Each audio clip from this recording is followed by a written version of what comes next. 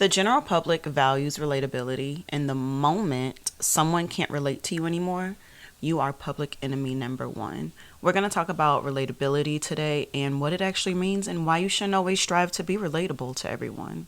Welcome back to Be a Better Baddie. This is the podcast that is going to empower you to embrace your true power, increase your confidence, and overall live your best life. My name is Quenisha, and I am your host, your coach, your teacher, and fellow baddie. And this is Be a Better Baddie.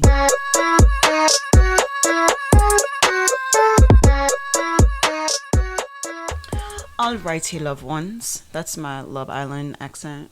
Don't hate me. But so relatability. When I started thinking about this, the first person that came to mind was Jackie Aina.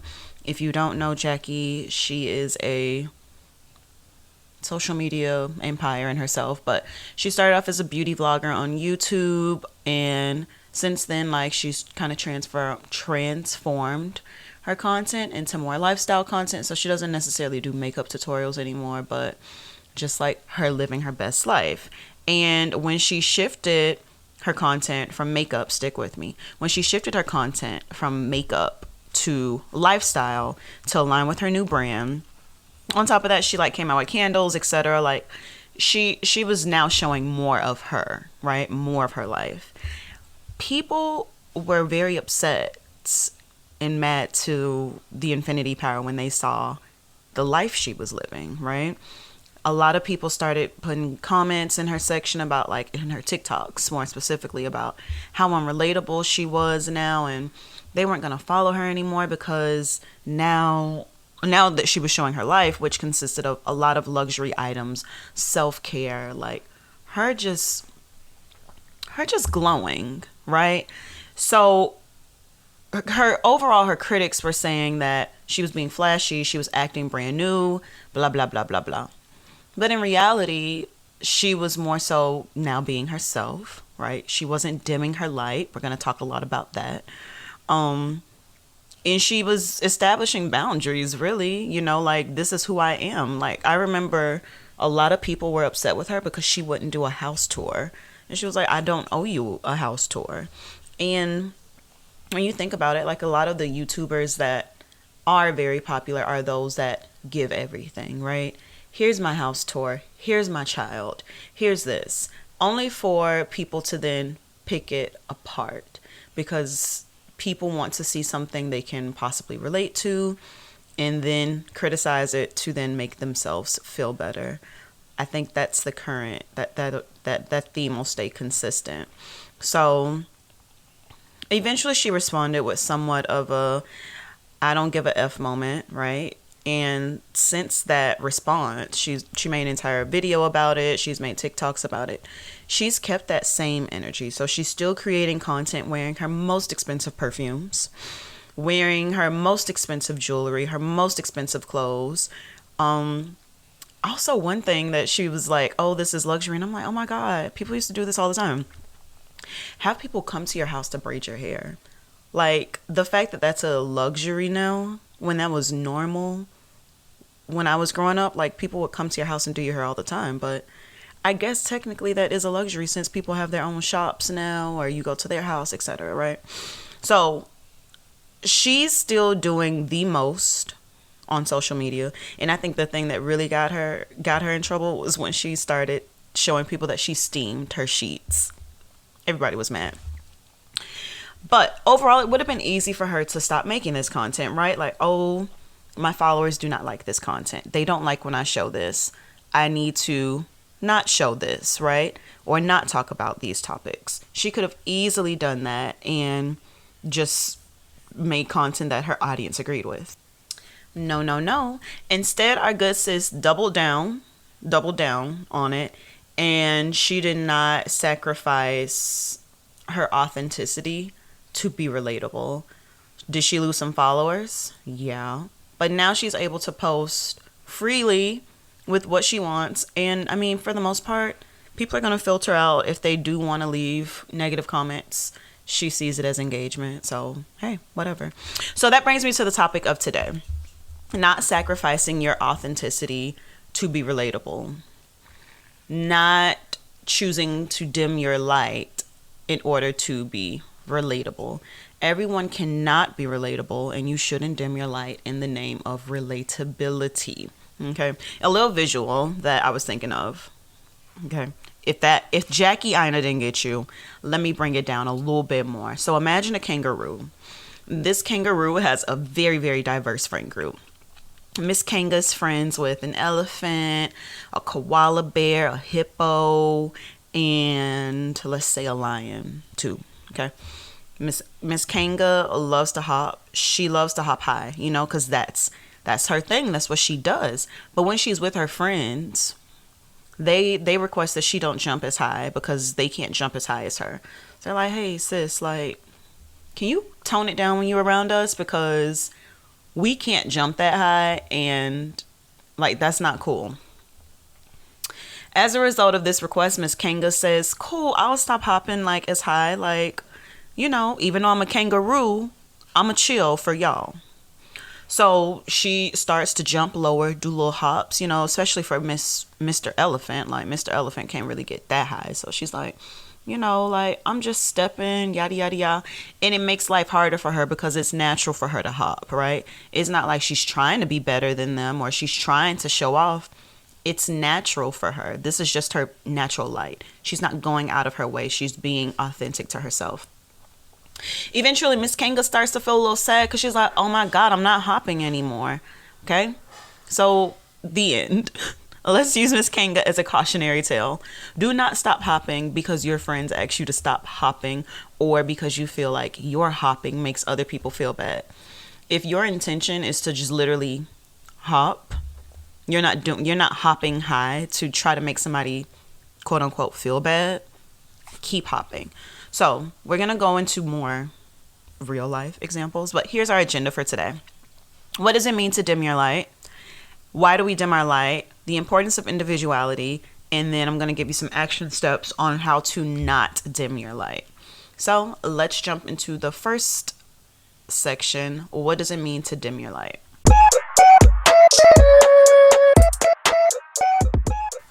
Okay, you've probably heard it multiple times, many times in this life, right? Don't dim your light.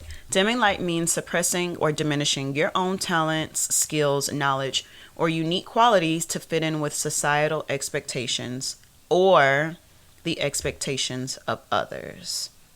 So maybe society says that, hey, as a black woman, you shouldn't do this. That's a society pressure. Or maybe in the case of Miss Kanga, the expectations of others, her friends are like, hey, you hopping a little too high for us. Calm down. So it could go either way, or it could be an insecurity of your own as well. I've been a victim of dimming my light multiple times to make other people feel comfortable in a lot of settings, right? Friendships, at work, with family, even in like interviews sometimes, When we dim our light, it's hard for the people around us, and I'm going to go into more detail, but it's hard for people to really get to know the real us. Like when you are yourself and you're able to freely talk about your passions and your opinions or your talents, people are able to get to know you, but instead we then present this diluted version of ourselves that is more socially acceptable or relatable to others. Now, why do we dim our light? Why would we do this? And I do want to clarify that I've said this, you can dim your own light, or others may force you to dim that light in order to maintain like your status in relation to them. Both of them have something in common, like I said, an insecurity. The insecurity is either in you or that other party. So if you feel that you're too nerdy or fashion forward, you may try to be less of yourself to fit in with other people around you. Or it could be a friend saying, hey, you always overdressing. Like, dang, we're going casual. Like, why don't you have on just shorts and a t-shirt? Why do you feel the need to wear a dress? That could be them trying to, say, hey, dim it. Or they dismiss you maybe when you bring up a book that you read and how it relates to something. That them trying to force that dimness, them trying to turn down your light, is because of an insecurity they feel in themselves, in that area of their lives. So when they see where they see you shine, they may not shine, and they are going to tell you to turn it down. As all things in this thing we call life, context matters. You know your situation better than I do. So if this happens once or twice, obviously that is not the case. Don't go around smile. Oh well, Quenisha said, when you said that one time you felt insecure. No, no, no, no, no. Context matters.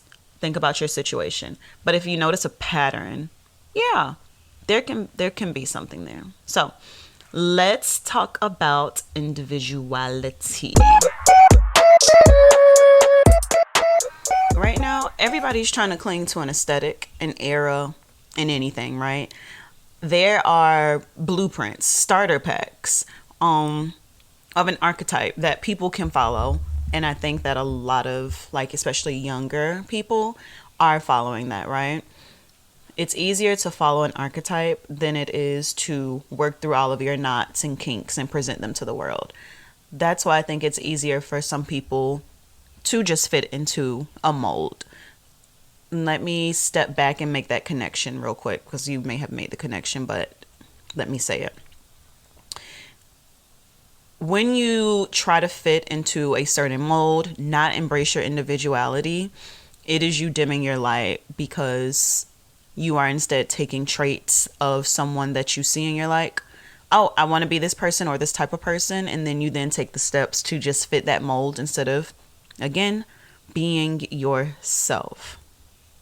So not embracing your individuality can have several negative consequences. I feel like I'm getting ready to list off like all of the negative like the negative side effects of medicine. But I mean, it's pretty much the same thing, right? So you can feel this lack of fulfillment in general, because it's kind of like, oh, I wish I could be doing this thing that I want to do, but I'm not doing it. Inner conflict, which is going to cause some type of anxiety, like that's natural, right? Limited relationships, because you're presenting this false version of yourself, so people won't actually get to know the real you. You can miss out on some opportunities for self-growth, right? You won't go through those seasons of life when you are learning more about yourself, just that self-discovery phase, which ultimately can lead to regret and loss of time. You may look back and realize, wow, I sacrificed my authentic self for the sake of fitting in and pleasing other people. That is not nice, right? So as a content creator, I had a hard time. Not now, right now. Not now. I'm mean now, y'all. But in the beginning, when I was like wanting to do my podcast and everything, it was very hard for me to find my individuality, because I found myself consuming other people's content and then attempting to replicate their content and thinking that if it was successful, if I replicate it, I will then have the same success. Looking back now, or my reflection at this point, is that yes, there are components to success in social media that you should like replicate and incorporate, but everybody's blueprint should not be the same. Everyone shouldn't be doing the same thing. Another part of that is my relatability. I will not relate to all of you. You will not all relate to me, and that is okay. The most important part of my job is to be authentic. So those of you who do connect with me, we connect still, and you connect with my message, and that's it. Honestly, I don't really trust people that are too relatable. You just can't be relatable to every single person you meet, because like at that point, who are you? What do you stand for? Where are your hard lines, you know? So now let's talk about how to stop dimming your light if you find yourself in this situation. All right, I'm a girl of action. I love to come up with action plans. So if you do find yourself dimming your light, or even not, let's just talk about how to stop dimming your light. Number one, think, are you even dimming your light? I'm not saying that every single person in this world needs to be a loud, outspoken extrovert, because that is not how everyone shines. Some people really shine when they keep to themselves, serve as a support. Some people are loud and that is them shining. Some people, it just depends on who you are as a person, right? It's that individuality. So think, are you even dimming your light? Some of you may be in a really good place. You may be like, yeah, I'm good, you know? So number one is that, are you dimming your light? Number two, to not dim your light is to be okay with people not liking you, slash, because not liking you sounds a little harsh, people not always resonating with you. You have to be okay with that. When I think about relationships that have ended in my life, or me cutting ties with people, or people cutting ties with me, I'm okay with all of those because I know that in that moment I was true to myself and my values whenever what happened, right? So you have to be okay with you being yourself and people not connecting with you on all levels. Now, if there's a trend, we need to talk about something else. But overall, just be okay, right? Number three. Number three is listen to the last episode. Remember, we talked about self-love? All that. You're going to need all of that, right? To love yourself, which is a never ending journey because you're constantly evolving. So with each level, you're going to need like a renewed sense of compassion, understanding, and empathy for yourself.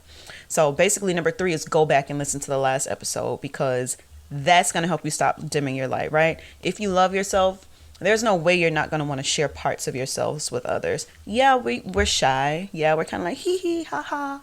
But for the most part, love yourself and share it.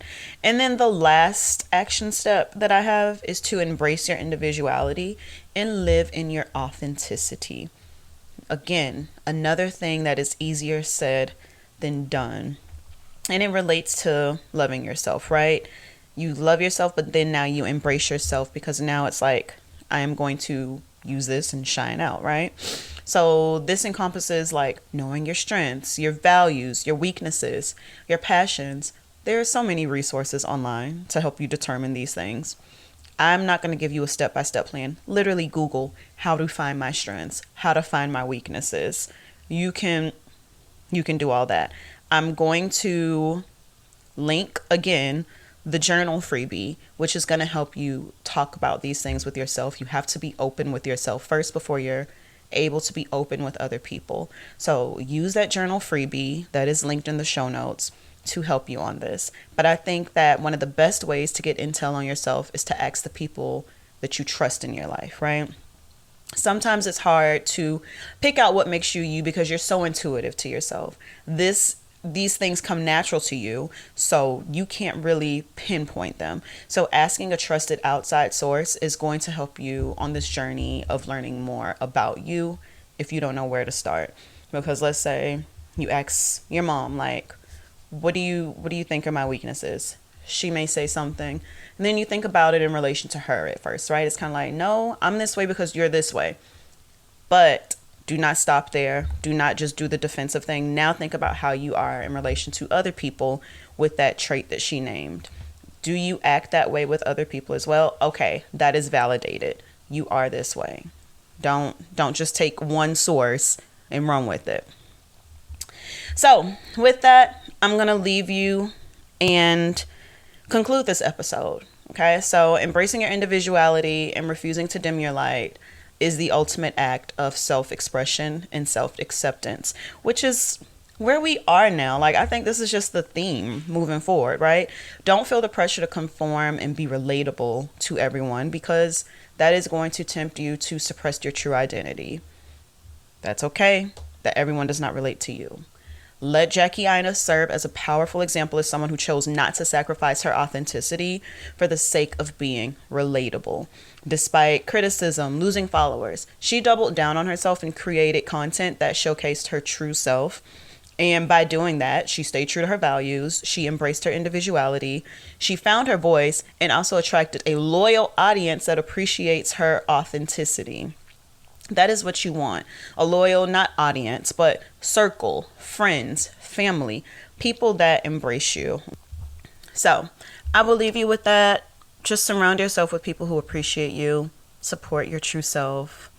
And yeah, we're all on this journey of self-discovery and empowerment together. And I will see you next week, baddies, where we'll discuss confidence and why the world hates confident women. And with that, I'm clocking out. Bye.